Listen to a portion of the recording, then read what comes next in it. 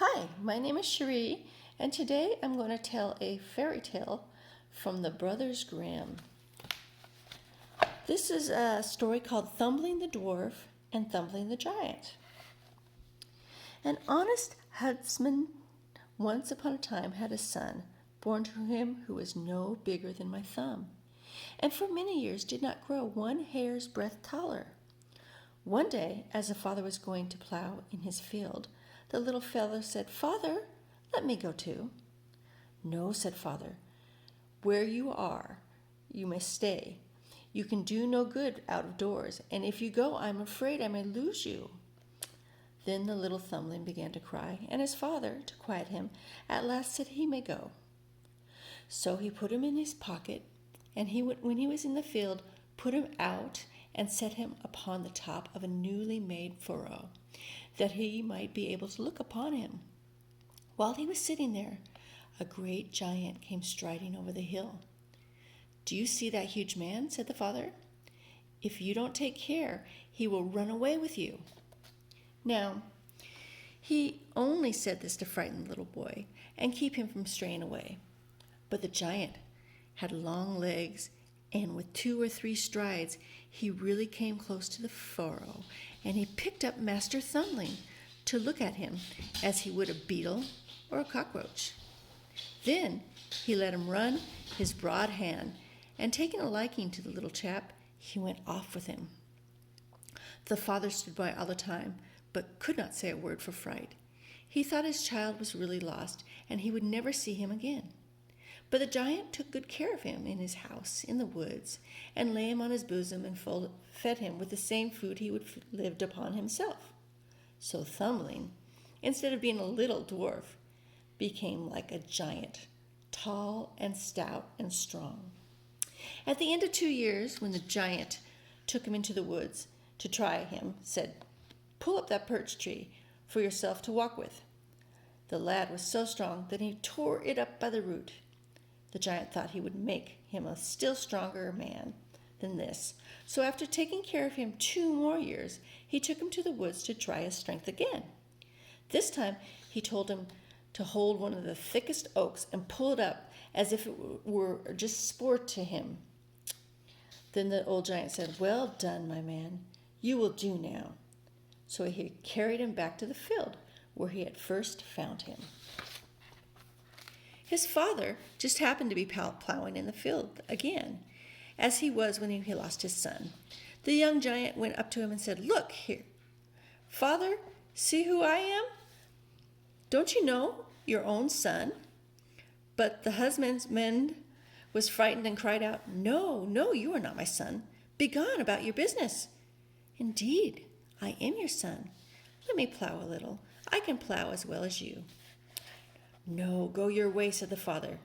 But as he was afraid of the tall man, at last he let go of the plow and sat down on the ground beside it. Then the youth laid hold of the plowshare, and though he only pushed with one hand, he drove it deep into the earth. The plowsman cried out, "If you must plow, pray do not push so hard. You are doing more harm than good." But his son took off the horses and said, "Father, go home and tell mother to get ready for a good dinner. I'll go around the field meantime." So he went on driving the plow without horses till he had done 2 mornings' worth of work by himself. Then he harrowed it. And when all was over, he took up the plow, the harrow, the horses and all, and carried them home like a bundle of straw. When he reached the house, he sat down on the bench saying, "Now, mother, is dinner ready?" "Yes," she said, for she dared not deny him anything. So she brought 2 large dishes full enough to have lasted her and her husband 8 days.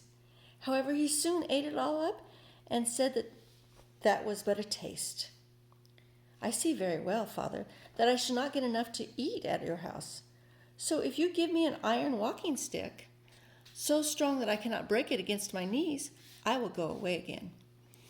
The husbandman very gladly put his 2 horses on the cart and drove them to the forge, and brought back a bar of iron, as long and thick as his horses could draw.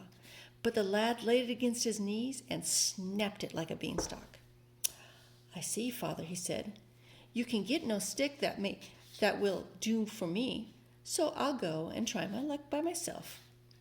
Then away he went and turned the blacksmith, and traveled till he came to a village where lived a miserly smith who earned a good deal of money, but kept all he got to himself and gave nothing to anybody else. The first thing he did was step into the smithy and ask if the smithy did not want a journeyman. "Aye," said the cunning fellow, as he looked at him and thought, "Oh, what a stout chap he was, and how lustily he would earn and work for his bread." "What wages do you ask?" "I want no pay," he said, "but every fortnight, when the other workmen are paid, you shall let me give you 2 strokes over the shoulder, just to amuse myself." The old smith thought to himself that he could bear this very well, and reckoned on saving a great deal of money. So he bargained, and the deal was struck.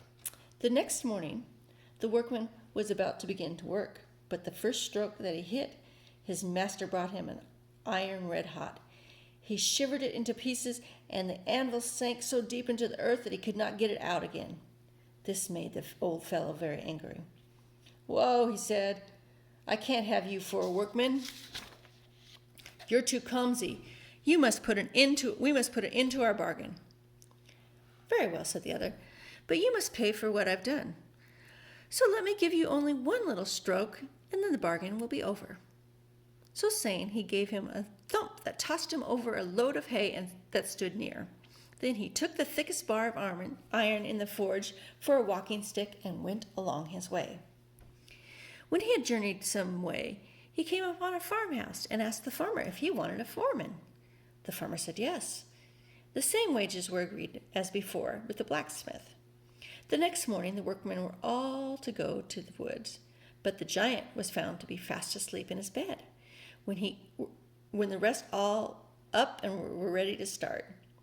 "Come, get up," said one of them to him. "It's high time to be stirring. You must go with us." "Go along your way," he muttered. "I shall do my work and get home before you do." So he lay in bed 2 hours longer, and at last got up and cooked and ate his breakfast, and then at his leisure harnessed his horses to go to the wood. Just before the wood was a hollow way through which all must pass, so he drove the cart on first and built behind him a mound of firewood with briars that no horse could pass. This done, he drove on, and as he was going into the woods, he met the others coming out for their drive home. "Drive away," he said. "I shall be home before you still." However, after only going a few ways into the woods, he tore up one of the largest timber trees and put it into his cart and turned about homeward. Then he came to the firewood pile. He found all the others standing there, not able to pass. So he said, "You see, if you had stayed with me, you would have been home just as soon as I, and have slept 2 hours longer." So he took his tree on one shoulder and his cart on the other, and pushed through as easily as though it were laden with feathers. And when he reached the yard, he showed the tree to the farmer and asked if it was not a fine walking stick.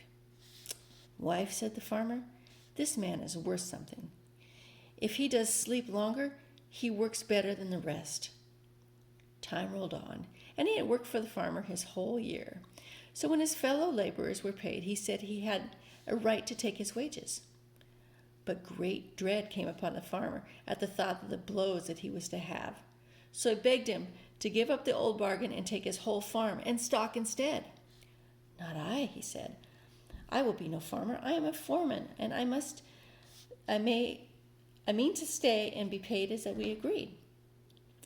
Finding that he could do nothing for him, the farmer begged him a fortnight's respite, and called together his friends to ask their advice in the matter. They bethought themselves for a long time, and at last agreed that the shortest way was to kill this troublesome foreman. The next thing was to settle how it was to be done, and it was to be agreed on that he would be ordered to carry into the yard some great millstones and put them on the edge of a well. Then he was to be sent to the bottom to clean it out, and when he was at the bottom, the millstones would be pushed down upon his head. Everything went right, and when the foreman was safe in the well and the stones were rolled in, as they struck the bottom, the water splashed to the very top, And of course they thought his head must be crushed to pieces. But he only cried out, "Drive away the chickens from the well. They're scratching in above, and they're throwing it into my eyes, and I cannot see." When his job was done, he sprang from the well. "Look here, see what a fine neckcloth I had." And he pointed to one of the millstones that had fallen over his head and hung over his neck. The farmer was again overcome with fear and begged another fortnight to think of it. So his friends were called together and at last gave him advice that the foreman should be sent and made to grind corn by the night of the haunted mill, whence no man has yet to come out alive. So that very evening he was told to carry 8 bushels of corn to the mill and grind them in the night. Away he went to the loft, with 2 bushels in his right pocket, and 2 in his left, and 4 in his long sack, slung over his shoulders, and he set off to the mill. And the miller told him he might grind there in the daytime, but not by night, for the mill was bewitched, and whoever went in at night had been found dead in the morning. "Never mind, miller, I shall come out safe," he said. "Only make haste and get out of my way, and look out for me in the morning." So I went to the mill and put the corn into the hopper, and about 12 o'clock he sat down on a bench in the miller's room. After a little time, the door all at once opened by itself, and in came a large table. On the table stood wine and meat and many good things beside, all placed there by themselves. At any rate, no one could be seen. The chairs next moved themselves, but still neither guest nor servant came in, till all at once he saw fingers handling the knives and forks and putting food on the plates, but still nothing else to be seen. Now our friend felt somewhat hungry as he looked at the dishes, so he sat by himself at the table and ate whatever he liked best. A little wine would be best after this cheer, he said, but the good folks of the house seemed to take but little of it. But just as he spoke, however, a flagon of the best moved on, and our guest filled a bumper and smacked his lips and drank, crying, "Ah, wonderful, long life and good company, and success to our merry meeting." When they had enough of the plates and the dishes and bottles and glasses were all emptied, of a sudden something. "Never mind," he thought. "No one wants candles. So all the lights blew out. Never mind," he thought. "No one wants no candle to go to sleep by." But now that it was pitch dark, he felt a big blow upon his head. "Foul play," he cried. "If I get such another box in the air, I shall give it back again." And this he really did when the next blow came. Thus the game went on all night, and he never let fear get the better of him, but he kept dealing his blows till daybreak all. "Well," this is the next day. "Well, miller," he said in the morning, "I have some little slaps on my face, but I've been given as good as I've got. I warned you. In the meantime, I have eaten just as much as I liked." The miller was glad to find the charm was broken in the mill, and he had given him a great deal of money. "I want no money. I have quite enough," he said, and he took his meal on his way back to the house. But the farmer